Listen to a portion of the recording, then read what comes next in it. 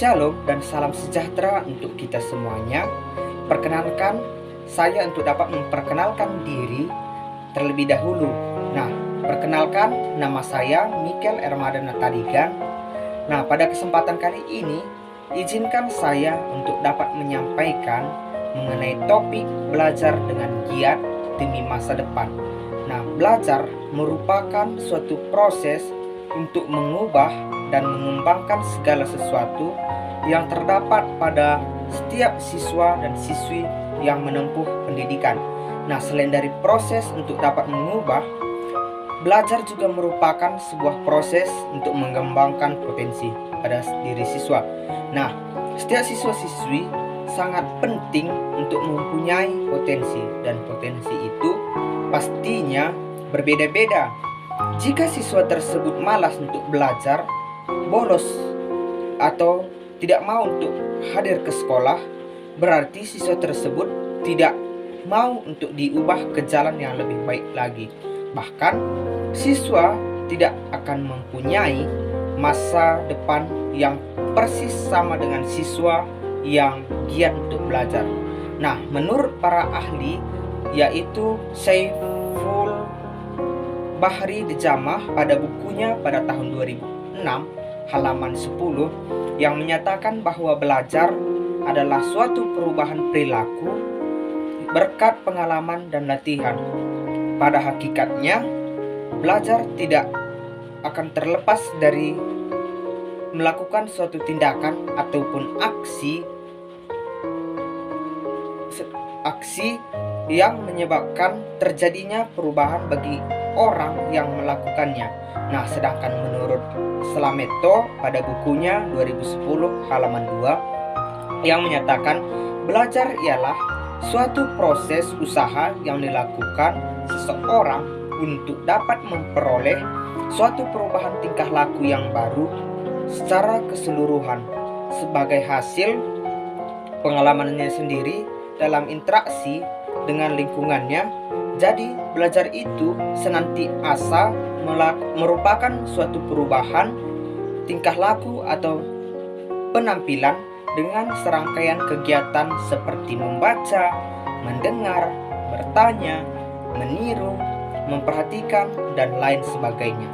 Nah, di masa yang akan datang, bukannya suatu hal yang mudah untuk kita jalani oleh siswa yang menjalaninya, malah justru semakin sulit dan semakin banyak tantangan-tantangan dan hambatan yang akan dihadapi oleh siswa yang menjalaninya tersebut. Bahkan tidak hanya siswa saja, melainkan orang-orang yang menjalaninya juga merasa sulit untuk menghadapinya. Nah, yang namanya pendidikan yang tinggi, karena adanya persaingan yang semakin ketat, meskipun siswa tersebut berhasil untuk dapat mendapatkan kesempatan untuk dapat masuk ke jenjang pendidikan yang lebih tinggi, setelahnya akan dihadapkan oleh sulitnya dalam mendapatkan suatu pekerjaan. Nah, selain dari belajar, hal-hal yang sangat penting yang akan kita lakukan yaitu yang pertama dulu, menaruh mimpi untuk dapat mencapai suatu kesuksesan. Nah, di sini janganlah pernah takut untuk melakukan yang namanya mimpi, dikarenakan mimpi yang dimiliki pastinya milik sendiri dan tidak akan merugikan siapapun. Tentunya itu harus dibarengi dengan belajar juga. Nah, selanjutnya yang kedua, batasi diri dari hal-hal negatif. Apabila kita merupakan tipe orang yang selalu berpikiran negatif, tentunya tidak akan bisa sukses di masa depan meskipun dibarengi dengan belajar itu tadi. Jadi, tetaplah untuk berpikiran positif walaupun di situasi negatif, dikarenakan hal tersebut dapat membuat kita untuk dapat bertahan, bisa melewati rintangan-rintangan yang sedang terjadi. Nah, yang ketiga, mulailah untuk dapat bersyukur. Nah, cara yang baik untuk dapat menemukan hal-hal yang positif di dalam kehidupan kita, tentunya kita harus bersyukur atas apa yang dimiliki pada saat ini. Nah, selanjutnya yang keempat, berhentilah untuk membanding-bandingkan. Jika seseorang terus-menerus membandingkan diri mereka dengan apa yang dimiliki orang lain, maka hal negatif itu bisa dengan mudah menguasai kita. Setiap orang memiliki yang namanya kelebihan dan kekurangannya masing-masing. Maka dengan itu berhentilah untuk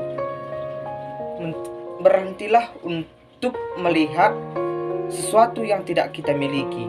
Ya, selanjutnya percaya diri.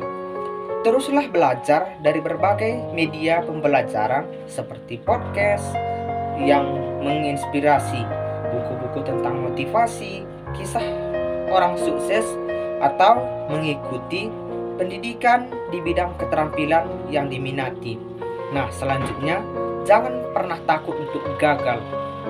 Orang-orang yang telah mendapatkan kesuksesan besar dalam kehidupan mereka yang telah gagal beberapa kali dan terus bangkit untuk dapat berjuang.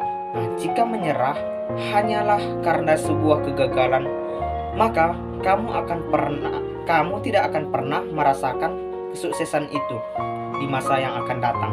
Maka dengan itu, teruslah meraih impian dan kesuksesan di masa depan yang dibarengi dengan belajar yang giat. Nah, dapat kita simpulkan, kepada peserta didik dan orang-orang yang ingin menempuh masa depan yang sangat baik, alangkah baiknya untuk bisa lebih bersemangat dan lebih termotivasi untuk dapat melaksanakan yang namanya belajar itu tadi, yang dilakukan mulai dari sekarang, dikarenakan masa yang akan datang akan dibutuhkan orang-orang yang lebih giat, bersemangat, bersungguh-sungguh di dalam belajar ini tadi, supaya nantinya siswa-siswa dan orang-orang yang akan mengejar masa depan dapat mencapai keinginannya seperti yang diharapkan. Dan orang-orang yang bermalas-malasan untuk melaksanakan belajar supaya dapat menggerakkan hatinya dan mendatangkan niatnya untuk berkeinginan untuk belajar, karena untuk mengejar namanya masa depan, selain dari menempuh pendidikan, tentunya harus dibarengi dengan yang namanya belajar. Karena pada saat menempuh pendidikan, sama halnya seperti minum kopi tanpa gula, maka sama dengan pahit. Nah, jika berkeinginan untuk mempunyai masa depan yang baik, maka awalilah yang namanya belajar. Nah, cukup sekian topik yang saya sampaikan. Jika ada perkataan-perkataan yang kurang berkenan di hati saya, mohon maaf. Sekian dan terima kasih. Michael Ermadana Tarigan pamit undur diri. Shalom.